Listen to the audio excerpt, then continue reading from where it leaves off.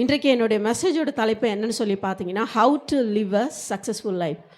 ஒரு வெற்றியுள்ள கிறிஸ்தவ வாழ்க்கை நம்ம எப்படி வாழ வேண்டும் என்று சொல்லி சில காரியங்களை ஒரு மனிதனுடைய வாழ்க்கையிலிருந்து நம்ம இன்றைக்கு தியானிக்க போகிறோம்.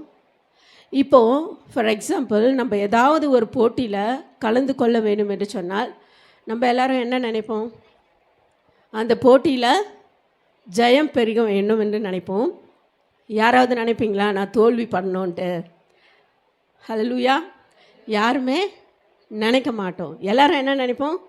எப்படியாவது இந்த போட்டியில் கலந்து நான் ஜெயிக்கணும் அப்படின்னு சொல்லி தான் நினைப்போம். அதே போல் தான் இந்த வேதகாமத்தில் ஒரு மனுஷனுடைய வாழ்க்கை பார்த்திங்கன்னா ரொம்ப சக்ஸஸ்ஃபுல்லாக இருந்துச்சு. ரொம்ப வெற்றி உள்ள ஒரு கிறிஸ்தவ வாழ்க்கையை வாழ்ந்தார் என்று சொல்லி நம்ம வாசிக்க போகிறோம். என்னோடு கூட வேதகாமத்தை திருப்பிக் கொள்ளுங்கள். தானியேல் எழுதின புஸ்தகம் 6ஆம் அதிகாரம் வசனம் 28. தரியுவின் ராஜ்யபார காலத்திலும் பெர்சியனாகிய கோரேசனுடைய ராஜ்யபார காலத்திலும் தானியேலுடைய காரியம் ஜெயமாயிருந்தது. எல்லா கரங்களை தட்டி பரிசுத்த ஆவியானவரை மகிமைப்படுத்துங்க.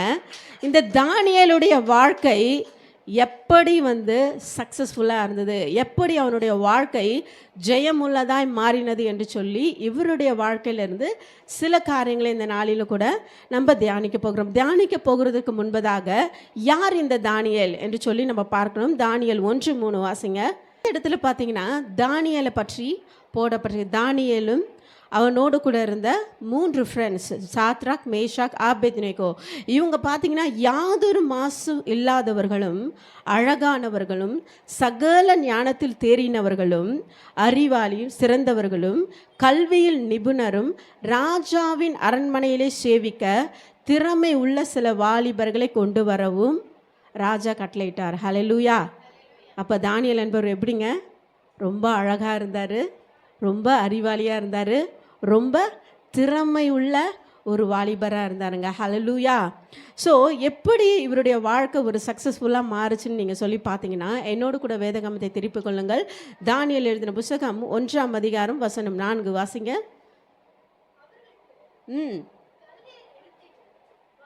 கற்றுக் கொடுக்கவும் ராஜா தன் பிரதானிகளின் தலைவனாகிய அஸ்பெனாசுக்கு கற்பித்தான். போதுமானது. இங்கே ராஜா சொல்கிறாரு, நீங்கள் என்ன பண்ணுங்கள், சில வாலிபரை சூஸ் பண்ணிவிட்டு என்னுடைய அரண்மனையில் கொண்டு வந்து அவங்கள நிறுத்துங்க. அவங்களுக்கு அந்த ஊர் பாஷை பாபிலோனியுடைய பாஷையை அவங்களுக்கு கற்றுத்தராங்க.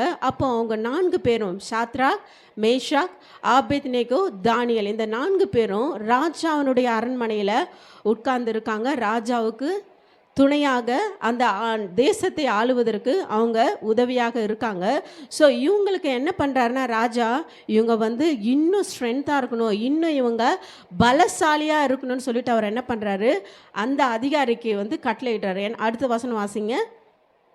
ராஜா தான் உண்ணும் போஜனத்திலேயும் தான் குடிக்கும் திராட்சை ரசத்திலேயும் தினம் ஒரு பங்கை அவர்களுக்கு நியமித்து அவர்களை 3 வருஷம் வளர்க்கவும் அதன் முடிவிலே அவர்கள் ராஜாவுக்கு முன்பாக நிற்கும்படி செய்யவும் கட்டளையிட்டான். ஹல்லேலூயா. இங்கே பாருங்க, ராஜா ஒரு காரியத்தை அந்த பிரதானிக்கு சொல்கிறாரு. என்ன சொல்கிறாருன்னா, நீங்கள் என்ன பண்ணுங்கள், நான் என்ன ஆகாரத்தை சாப்பிட்றனோ, நான் என்ன பானம் திராட்சை ரசம் குடிக்கிறனோ, இதை எல்லாவற்றையும் நீங்கள் என்ன பண்ணுங்கள், தானியேலுக்கும் அவருடைய ஃப்ரெண்ட்ஸ்க்கும் நீங்கள் என்ன பண்ணணும், அது மாத்திரமா அவங்களோட கூட இன்னும் சில வாலிபர்கள் இருக்காங்க, அவங்க எல்லாருக்குமே நான் சாப்பிட்ற ஆகாரத்தை, நான் குடிக்கிற பானத்தை நீங்கள் அவர்களுக்கு கொடுத்தீங்கன்னா அவங்க இன்னும் என்ன பண்ணுவாங்க, பலசாலிகளாக இருப்பாங்கன்னு சொல்லிட்டு ராஜா அந்த அதிகாரிகளுக்கு என்ன பண்ணுறாரு, கட்டளையிடுறாரு. அப்படி கட்டளையிடும்போது வசனம் 8 வாசிங்க. தானியேல் ராஜாவின் போஜனத்தினாலும் அவர் பானம் பண்ணும் திராட்சை ரசத்தினாலும் தன்னை தீட்டுப்படுத்தலாகாது என்று தன் இருதயத்திலே தீர்மானம் பண்ணிக்கொண்டு தன்னை தீட்டுப்படுத்தாதபடிக்கு பிரதானிகளின் தலைவனிடத்தில் வேண்டிக் கொண்டான். ஹல்லேலூயா. அப்போ இங்கே பாருங்க, ராஜா சாப்பிட்ற சாப்பாடு, ராஜா குடிக்கிற அந்த பானம் பார்த்தீங்கன்னா எப்படி இருக்கும்? இப்போ உங்கள் முன்னாடி எடுத்துன்னு ஒரு ராஜா சாப்பிட்ற சாப்பாடு கொண்டு வந்து வச்சிங்கன்னா நீங்கள் வேணான்னு சொல்லுவீங்களா? இல்லை, அப்படி தானே? ஏன்னா ராஜா சாப்பிட்ற ஃபுட்டெல்லாம் செம்ம ஹெல்த்தியாக இருக்கும், ரொம்ப சுவையாக இருக்கும், அப்படி தானே? ஸோ இப்பேற்பட்ட ஆகாரத்தை தானியேல் ஏன் வேணான்னு சொன்னார் தெரியுமா?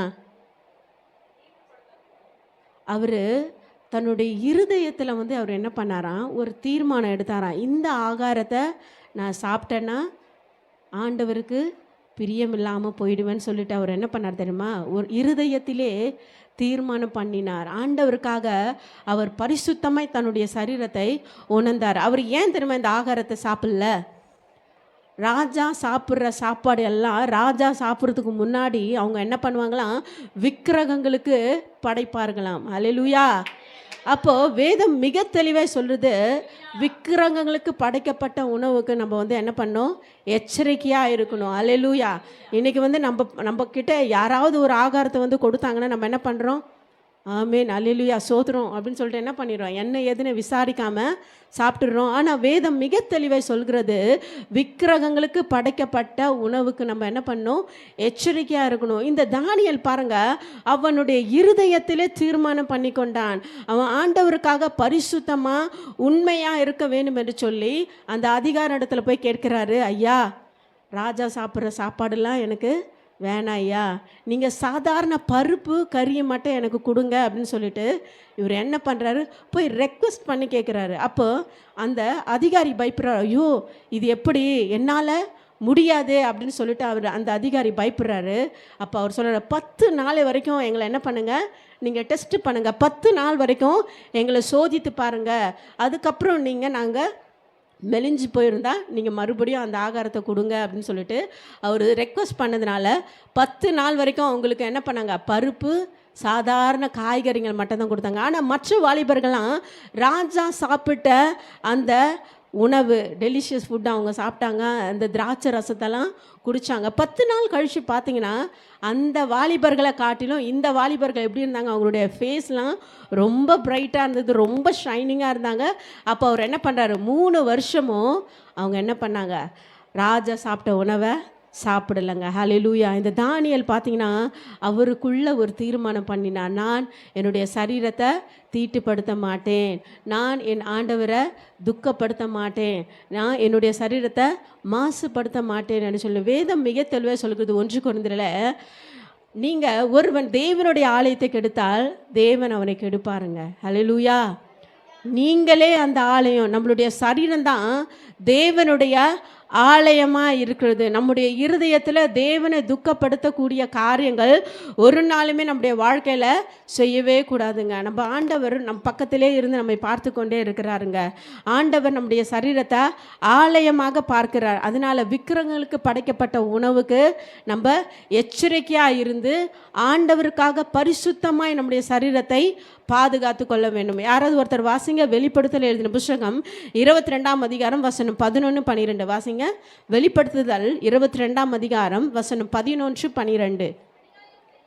அநியாயம் செய்கிறவன் இன்னும் அநியாயம் செய்யட்டும், அசுத்தமாக இருக்கிறவன் இன்னும் அசுத்தமாக இருக்கட்டும், நீதியுள்ளவன் இன்னும் நீதியாகட்டும், பரிசுத்தமுள்ளவன் இன்னும் பரிசுத்தமாகட்டும். போதுமானது. இங்கே பாருங்கள், நம்ம கடைசி காலங்களில் நின்று கொண்டிருக்கோம். வேதம் மிக தெளிவாக சொல்லுகிறது, அசுத்தமாக இருக்கிறவன் இன்னும் அசுத்தமாகட்டும், பரிசுத்தமாக இருக்கிறவன் இன்னும் பரிசுத்தமாகட்டும். அடுத்த வசனத்தை வாசிங்க.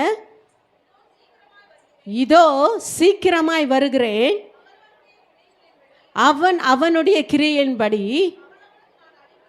அவன் அவனுக்கு நான் அளிக்கும் பலன் என்னோடு கூட வருகிறது. ஹல்லேலூயா, ஹல்லேலூயா. அதனால் நீங்கள் பாருங்கள், உங்களுடைய இருதயத்தில் தானியேல் பாருங்கள், ஆண்டவரை நான் துக்கப்படுத்தக்கூடாது, ஆண்டவரை நான் வேதனைப்படுத்த, என்னுடைய சரீரத்தை நான் கெடுத்து கொள்ளக்கூடாது, தீட்டுப்படக்கூடாதுன்னு சொல்லிட்டு அவருடைய இருதயத்தில் அவர் தீர்மானம் பண்ணினார். இன்றைக்கு நம்முடைய வாழ்க்கையிலும் ஆண்டவரை துக்கப்படுத்தக்கூடிய காரியங்கள், ஆண்டவரை வேதனைப்படுத்தக்கூடிய காரியங்கள் தான், ஆண்டவரே இதை நான் செய்ய மாட்டேன் ஆண்டவரே என்று சொல்லி நம்மளுடைய இருதயத்தில் தீர்மானம் பண்ணக்கூடிய கிறிஸ்தவர்களாக இருக்கணுங்க. ஹல்லேலூயா.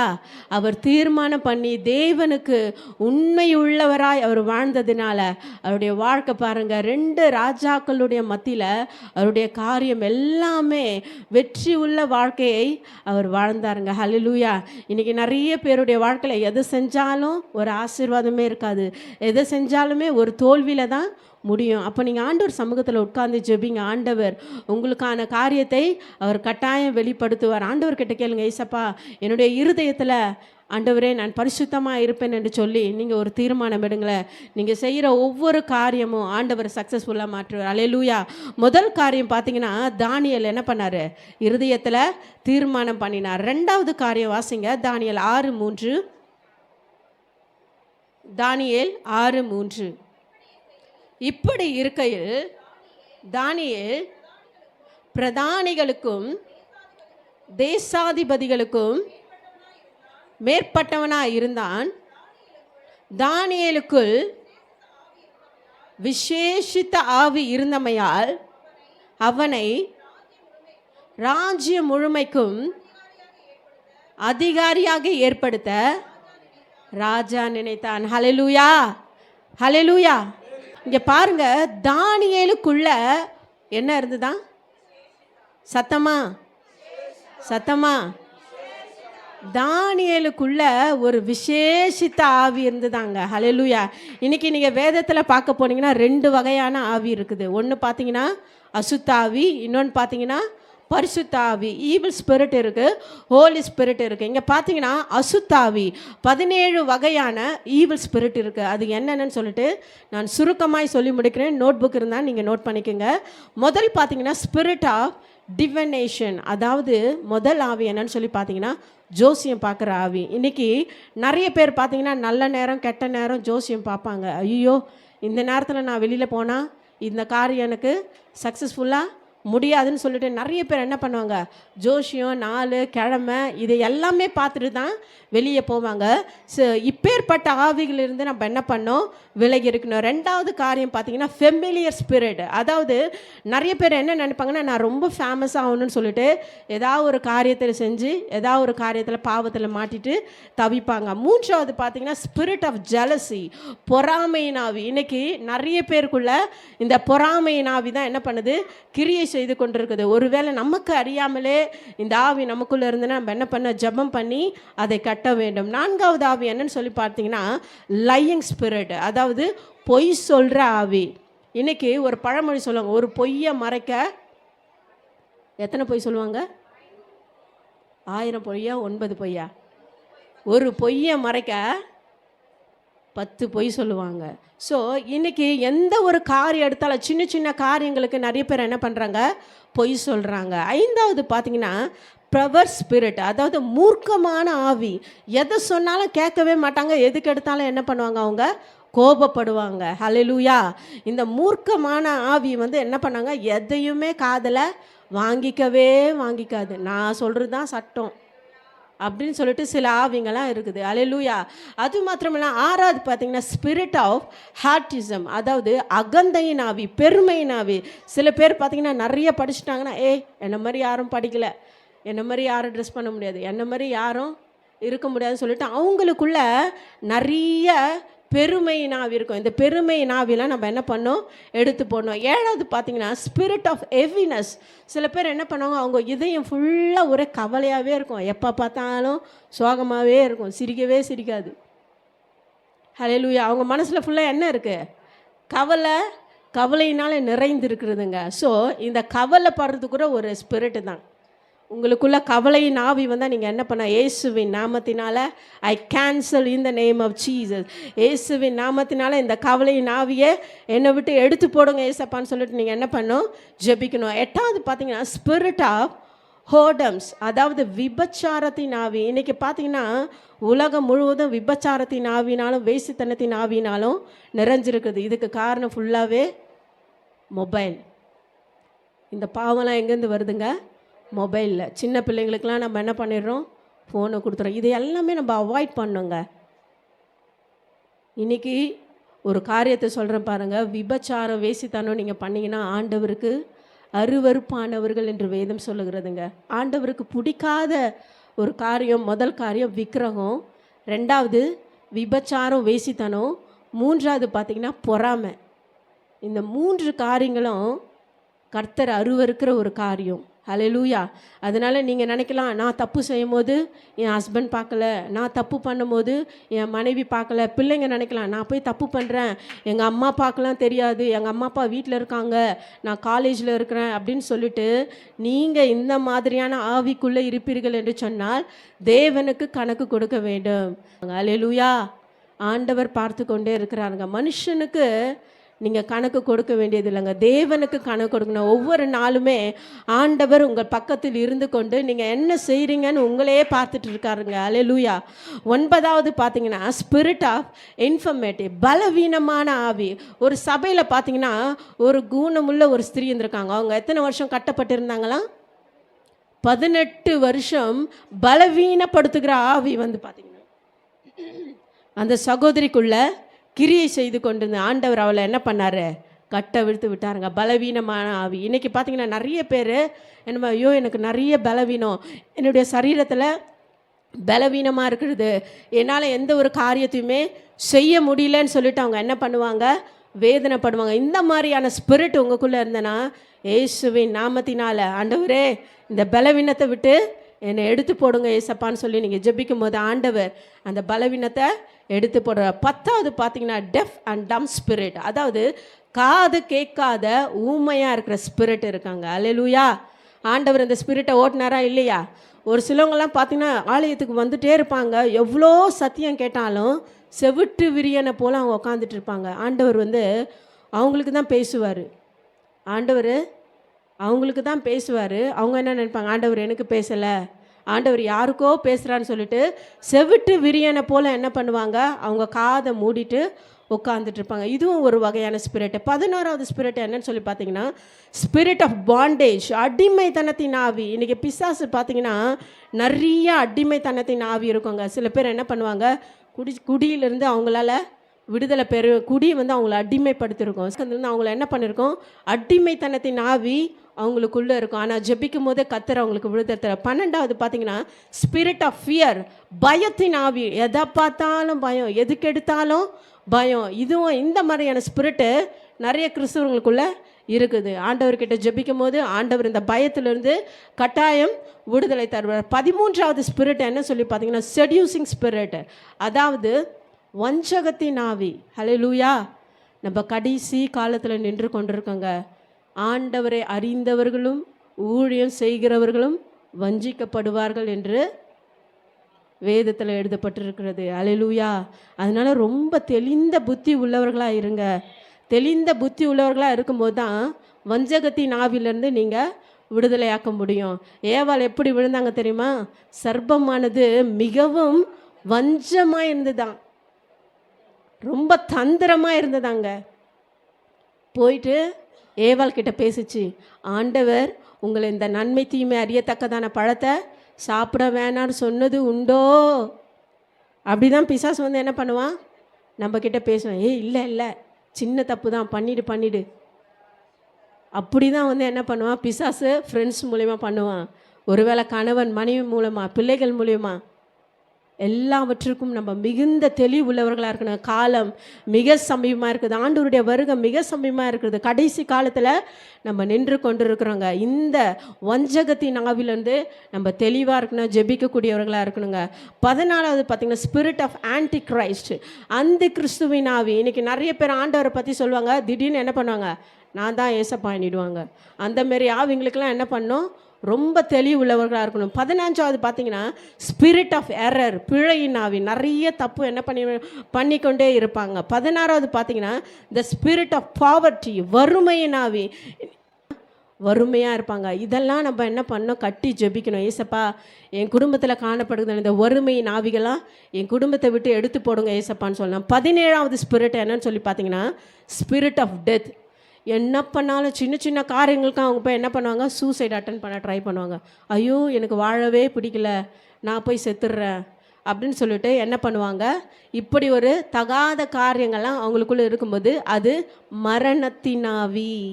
அல்லேலூயா, அல்லேலூயா. எத்தனை ஆவி பார்த்தோம் நம்ம?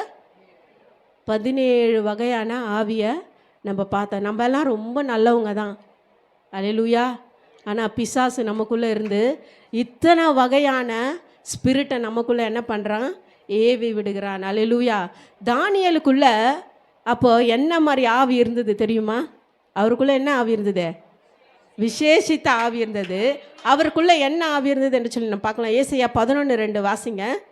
இங்கே பாருங்க, ஆண்டவர் தானியேலுக்குள்ள ஒரு விசேஷித்த ஞானத்தை கொடுத்தாருன்னா, ஞானத்தையும் உணர்வையும் அருளும் ஆவியையும், ஆலோசனையையும் பலனையும் அருளும் ஆவியையும், அறிவையும் கர்த்தருக்கு பயப்படுகிற பயத்தையும் அருளும் ஆவியையும் ஆண்டவர் யாருக்கு தந்தாருங்க?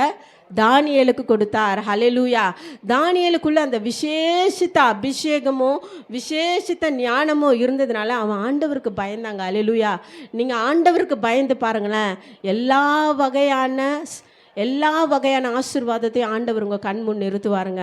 அவன் ஆண்டவருக்கு முன்பதாக உண்மை உள்ளவனாய், ஆண்டவருக்கு முன்பதாக விசேஷித்தவனாக இருந்தபடியால் ஆண்டவர் இந்த ஒரு விசேஷித்த கிஃப்ட்டை, ஒரு விசேஷித்த ஸ்பிரிட்டை ஆண்டவர் என்ன பண்ணார்? அவனுடைய வாழ்க்கையில் கொடுத்தாருங்க. ஹல்லேலூயா. மூன்றாவது காரியம் நான் சுருக்கமாக சொல்லி முடிக்கிறேன். எல்லாருக்குமே தெரிஞ்ச விஷயம். அவர் என்ன பண்ணார்? மூன்று வேளையும் என்ன பண்ணார்? ஜெபித்தாருங்க. ஹல்லேலூயா. நம்மளும் என்ன பண்ணோம்? 3 வேலை இல்லைங்க, கிடைச்சா 6 வேலையும் என்ன பண்ணுங்க? ஜெபிங்க, வேதத்தை வாசிங்க. அவன் ஜெபித்ததுனால சிங்கங்களின் கெபியிலிருந்து அவன் காப்பாற்றப்பட்டான். தேவன் அந்த ராஜா வந்து கேட்குறாரு, தானியேலே, நீ அனுதினமும் 3 வேளையும் ஆராதிக்கிற உன் தேவன் உன்னை தப்புவித்தாரா அப்படின்னு சொல்லி கேட்கும்போது அவன் என்ன சொன்னான்? ராஜாவே, நீர் என்றும் வாழ்க, சிங்கங்களின் வாயிலிருந்து ஆண்டவர் என்ன காப்பாற்றினார். அவருடைய தேவ தூதனை அனுப்புவாருங்க. நீங்கள் ஜெபிக்கும்போது அவருடைய பாதுகாப்பு உங்களுக்கு கிடைக்குங்க. ஹல்லேலூயா. இன்றைக்கு இந்த தானியேலுடைய வாழ்க்கை 3 காரியங்களை நம்ம தியானித்த. முதல் காரியம் என்ன பண்ணோம்? அவனுடைய இருதயத்தில் பரிசுத்தமாய் வாழ அவன் தீர்மானித்தான். 2வது, அவனுக்குள்ள விசேஷித்த ஆவி இருந்தது. நம்ம 17 வகையான ஆவியை குறித்து தியானித்தோம். ஒருவேளை நம்மளுக்குள்ள தெரியாமல் இந்த ஆவி இருக்கும் என்று சொன்னால், நம்ம ஆண்டவரிடத்தில், ஆண்டவரே, இந்த மாதிரி உமக்கு தேவையில்லாத ஆவி என்னிடத்தில் இருக்கும் என்று சொன்னால் நீங்கள் எல்லாவற்றையும் எடுத்து போட்டு என்னை பரிசுத்தப்படுத்துங்கப்பா அப்படின்னு சொல்லி நம்ம ஆண்டவரை நோக்கி கேட்போம். 3வது காரியம் பார்த்தீங்கன்னா ஜபங்க. ஹல்லேலூயா. ஒருவனுக்குள்ள ஜபம் இருந்தனா எங்கே போனாலும் ஆண்டவர் அவனை உயர்த்துவார். அல்லேலூயா. அதில் ஒரு சந்தேகமும் இல்லைங்க. எல்லாரும் கரங்களை தட்டி பரிசுத்த ஆவியை மகிமைப்படுத்துங்களேன். ஜெபிக்க ஆண்டவர் அந்த தேசம் முழுவதுமே அவனை ஒரு பெரிய அதிகாரியாய் மாற்றினார். ஹல்லேலூயா. காரணம் ஜபம், உண்மை, விசுவாசம், பரிசுத்தங்க. ஹல்லேலூயா. ஆண்டவர் உங்ககிட்ட நிறைய எதிர்பார்க்கல. நம்ம பாவமான உலகத்தில் வாழ்ந்து கொண்டிருக்கிறோம். ஆனால் ஆண்டவருக்கு நம்ம உண்மை உள்ளவராய், தானியேல் சொல்கிறாரு, ஆண்டவரே, அவருக்கு முன்பதாக நான் குற்றமற்றவனாக காணப்பட்டேன் என்று சொன்னான். இன்றைக்கி நம்ம எப்படி இருக்கணும்? குற்றமற்றவர்களாக இருக்கணுங்க. அதை தான் ஆண்டவர் எதிர்பார்க்குறாரு. குற்றமற்றவர்களாக பரிசுத்தமாக இருக்கணும். எந்த ஒரு பாவமும் நம்மளை காணப்படக்கூடாது. நம்ம பாவமான உலகத்தில் தான். மீன் எடுத்திங்கன்னா மீன் எங்கே இருக்குது? கடலில் தான் இருக்குது. ஆனால் கடல் தண்ணி எப்படி இருக்கும்? உப்பாக தான் இருக்கும். ஆனால் மீன் நம்ம ஃப்ரை பண்ணும்போது, கருவோடு சாப்பிடும்போது என்ன பண்ணுறோம்? உப்பு போட்டு தான் என்ன பண்ணுறோம்? சாப்பிட்றோம். அதே போல் தான் நம்முடைய வாழ்க்கையில் எந்த ஒரு பாவம் இல்லாத அவருக்கு முன்பதாக நீதியும் உண்மையும் விசுவாசமாய் இருந்தோம் என்று சொன்னால் நம்முடைய வாழ்க்கை ஒரு வெற்றியுள்ள வாழ்க்கையாக மாறும்.